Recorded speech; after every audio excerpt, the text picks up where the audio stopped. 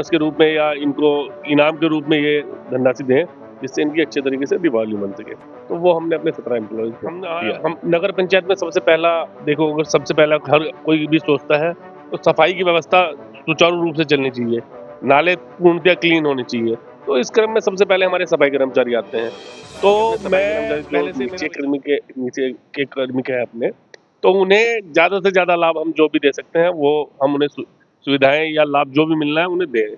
अपना यही प्रयास किया है और ये शुरुआत हमने की है।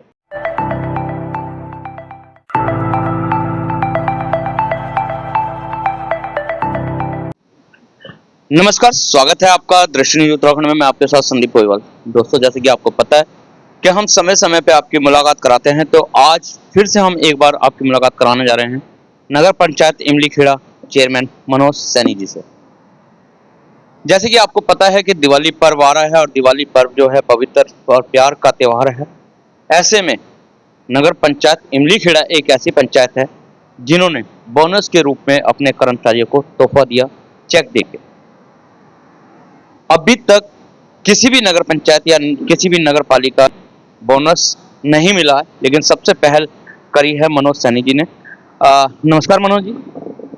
सबसे पहले धन्यवाद आपका बहुत-बहुत। आपका बहुत-बहुत स्वागत है नगर पंचायत इमलीखेड़ा में। और जैसा कि अभी आपने बताया कि हम लोगों ने एक पहल की है कि हमने बोनस दिया है।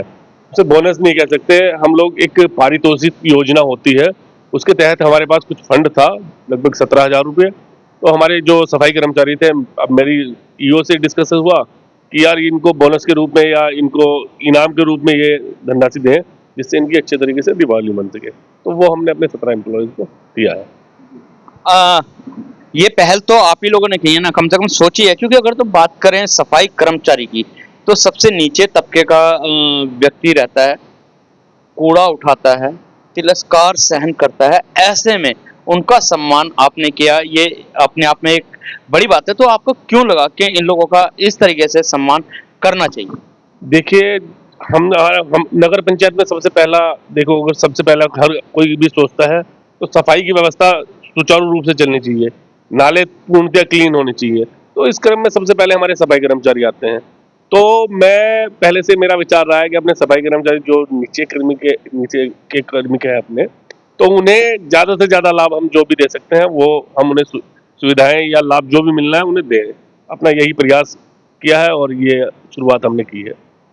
बात चल रही है अभी सफाई कर्मचारियों की, तो किसी भी क्षेत्र में देख लो आप कि गंदगी करने वाली आम जनता होती है, और कहीं ना कहीं अगर तो सफाई नहीं होती है तो उन्हीं सफाई कर्मचारियों की शिकायत लेके पहुंच जाते हैं अधिकारियों तक, चेयरमैन तक या मेयर तक। इस पर आपका क्या कहना है? क्या सफाई कर्मचारी जो है सम्मान के हकदार नहीं?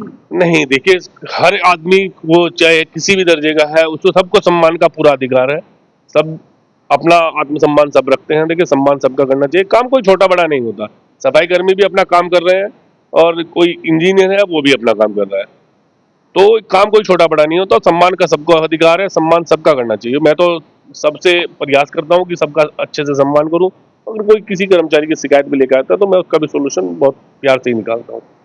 नहीं, सफाई कर्मचारी की जो हमारा जो सवाल है, सबसे ज्यादा जो शिकायतें होती है वो सफाई व्यवस्थाओं को ना करने पे होती है। सफाई व्यवस्था नहीं हो पाई है। देखिए, इसमें दोस्त किसी का नहीं है। देखो, जनता की अपेक्षाएँ बहुत ज़्यादा होती हैं। हर किसी की अपेक्षाएँ जुड़ी हुई हैं। वो चाहते हैं कि हमारे यहाँ हर टाइम एक आदमी हमें मिलता रहे सफाई। पहले क्या होता था, जैसे पहले हम लोग शादी विवाह करते थे। पहले घर-घर जाके चारपाई इकट्ठी करना, बिस्तर इकट्ठे करना, सब कुछ अपने आप करते थे। लेकिन अब क्या है, सब कुछ रेडीमेड हो गया है।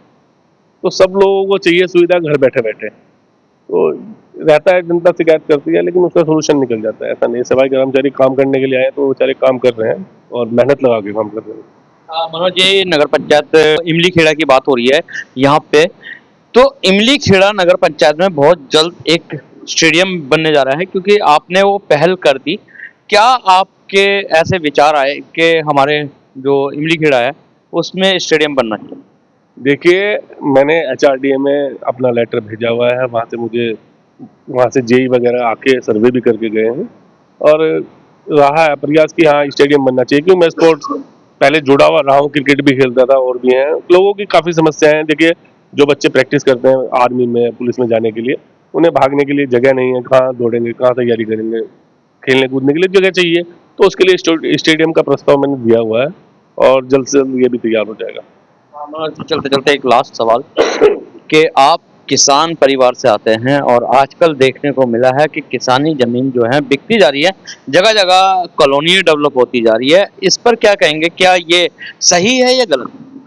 देखिए, जैसे जैसे जनसंख्या बढ़ रही है उसी के आधार पर कॉलोनियों का निर्माण और कुछ वैसे देखिए, मैं किसानों से अनुरोध करूंगा कि अपनी खेती की जमीन ना बेचें, क्योंकि एक समय ये आएगा कि हमें अनाज पैदा करने के लिए जगह ढूंढनी बहुत मुश्किल हो जाएगी। ये एक सोचने वाला विषय है कि हम लोग अपनी खेती की जमीन को बेचकर उसे कॉलोनियों में या पार्कों में डेवलप कर रहे हैं, वो बहुत गलत है। क्योंकि अगर हमें अपनी जीविका चलानी है तो हमें खेती करनी पड़ेगी और बच्चों को पालने के लिए भी अनाज पैदा करना पड़ेगा। भाई किसान ही अन्न पैदा करता है, अन्न नहीं होगा तो कैसे रहेंगे हम, कैसे जीवित रह पाएंगे? अन्न पैदा करने के लिए जमीन का होना जरूरी है। तो मैं किसान भाइयों से अपील करूंगा कि अपनी खेती की उपजाऊ जमीन ना बेचें, उसमें खेती करें। डेवलप कहाँ से होएगा? देखिए, डेवलपमेंट तो हो रहा है भाई, सड़कों के आसपास तो जो सड़कें निकल रही है वहां तो ऑटोमेटिक जमीन बिकी जाती है।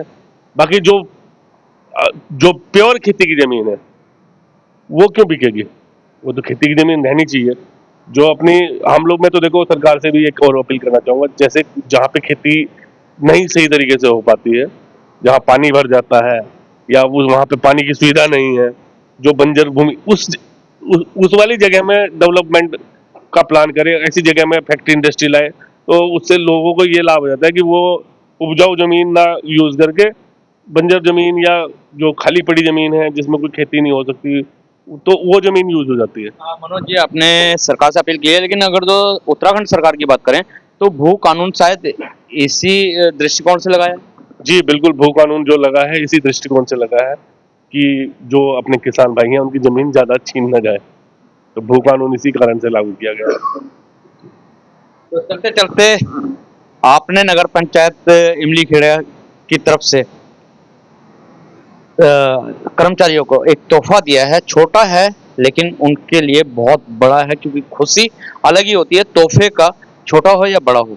क्या संदेश और नगर पंचायतों के लिए और नगर पालिकाओं के लिए? देखिए, ये जो पारितोषिक योजना का पैसा होता है ये सभी नगर पंचायतों में आता है। मेरे पास पहले भी उनकी यूनिफॉर्म के लिए कुछ पेमेंट आया था, मैंने वो भी उनको सबको ट्रांसफर करवाया है। देखिए, उससे पहले मेरे पास जो ट्रैक सूट वगैरह के लिए भी मैंने बरसात में सबको ट्रैक सूट भी दिलवाए हैं, सेफ्टी शूज भी दिलवाए हैं। तो ये तो सबकी अपनी अपनी सोच है। देखिए, मेरा तो विचार है कि मेरे कर्मचारी खुश रहेंगे तो तब अच्छा काम करेंगे। बहुत बहुत धन्यवाद अपना समय देने के लिए। तो ये थे हमारे साथ इमली खेड़ा नगर पंचायत चेयरमैन मनोज सैनी जी, जिन्होंने साफ तौर पे कहा है कि जो हक जो कर्मचारियों का आता है उन कर्मचारियों को देना चाहिए, क्योंकि कर्मचारी अगर जो खुश रहेंगे तो काम भी अच्छा करेंगे और आप ही की वाहवाही होगी। तो इसी के साथ बने रहे दृष्टि न्यूज में, मिलवाते रहेंगे इसी तरीके के खास शख्सों के साथ। जब तक के लिए दीजिए इजाजत। जय हिंद, जय भारत, जय उत्तराखंड।